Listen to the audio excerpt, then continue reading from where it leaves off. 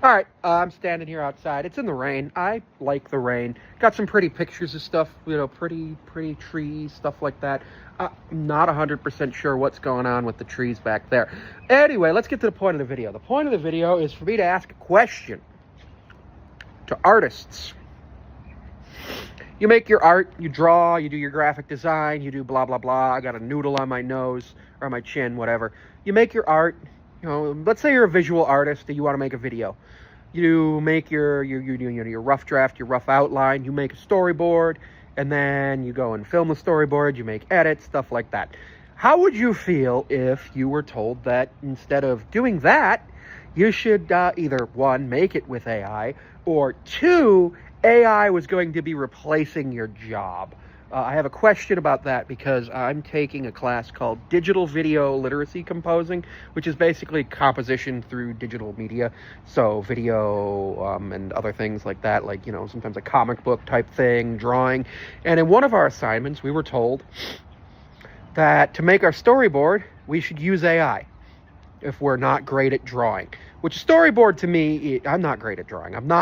That's not the art that I focus on. That's not what I do. I do enjoy making art. I have over 2,000 videos on multiple platforms. To me, that's art in a lot of cases. You're making something. It is an artistic expression. And it frustrated me that we were told to make it. But if I make a storyboard to make a video, it's going to be a rough draft. It's going to be stick figures.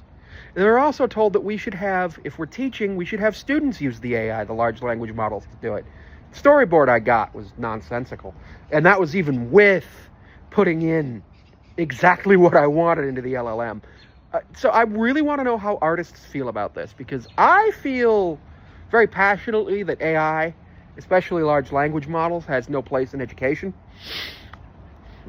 because it's doing the thinking for the student, and unfortunately we need to teach students how to think, not what to think, and using large language models and things like that is going to contribute to anti-intellectualism. Yes, I know there's been anti-intellectualism in the United States forever.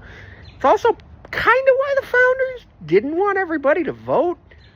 Partially, like if they wanted everybody to vote, like if they thought that people were smart enough to vote in general, it would have been universal white male suffrage and not white male property owning suffrage.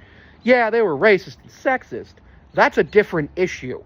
That's a totally different issue. But the founding fathers understood that anti-intellectualism was kind of part of the culture, which the reality is that is part of the culture of Protestantism, anti-intellectualism.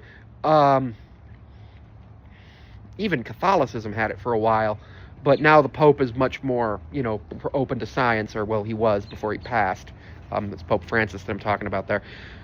But yeah, artists, how would you feel if either you were replaced by a large language model or you were told to make your storyboard with one?